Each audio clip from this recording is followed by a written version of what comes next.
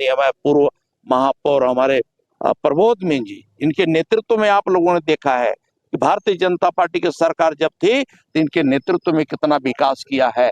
वही सपना लोग देखे थे कि ये 5 साल में शायद वैसे हमारा नगर का विकास होगा, लेकिन नहीं रहने से कांग्रेस के यहाँ मेयर होने की वजह से आज कितने यहाँ गंदगी का अंबार है। चारों तरफ मच्छर इतने बड़े बड़े हो गए हैं कि आदमी को उठा के ले जाए। ये स्थिति विपक्ष में रहते हुए ही, कांग्रेस के सरकार में रहते हुए हमने स्वच्छता के मॉडल पे अंबिकापुर शहर को सम्मानित नागरिकों के साथ मिलकर ऊंचाइयों तक पहुंचाए और लगातार 6 बार माननीय प्रधानमंत्री जी हमें इनाम दिए हैं। और उसी समय की बात है जब माननीय विभागीय मंत्री अमर अग्रवाल जी भरे मन से कहे थे कि काम करने सीखना है तो अंबिकापुर महापौर से सीखिए, डॉक्टर अजय तिर्की से सीखिए कैसे काम किया जाता है। और आपको याद ही होगा कि 7 तारीख को हमारा सेशन ख़त्म हो गया और आज 28 तारीख है और इसी बीच में माननीय मंत्री जी आए हैं। और आप सोच सकते हैं कि कांग्रेस की सरकार जब निगम में थी सारी चीज़ें व्यवस्थित थी और जैसे ही उतरी इन बीच के दिनों में ही आपको गंदगी दिखने लगी है।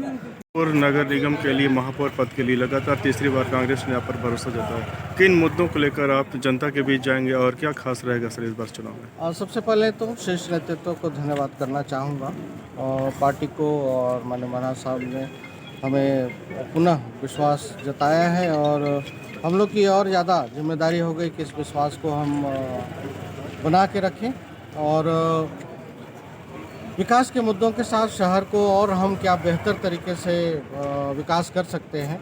और जैसे पिछले ही सेशन में हम लोगों ने सीवरेज ट्रीटमेंट प्लांट सैंक्शन करा लिया है और वो हमें आगे चल के आगे के वर्षों में बहुत ज़्यादा ज़रूरी था।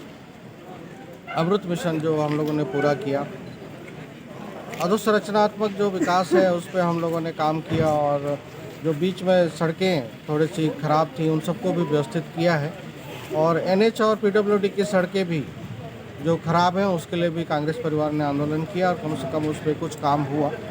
और जनता हमें पुनः विश्वास करती है तो उन सब मुद्दों के साथ हम लड़ेंगे जिसके कारण नागरिकों को परेशानी होती है, उनको हम निराकरण करने के लिए आगे बढ़ेंगे। और किनारे के क्षेत्रों को भी विकास के लिए जो ग्रामीण परिवेश के हैं उसके लिए भी विशेष पहल करेंगे। मध्य के क्षेत्र हमारे व्यवस्थित हैं लेकिन वहाँ के काम के साथ साथ में किनारे के वार्डों में भी इस बार ज़्यादा ध्यान जी।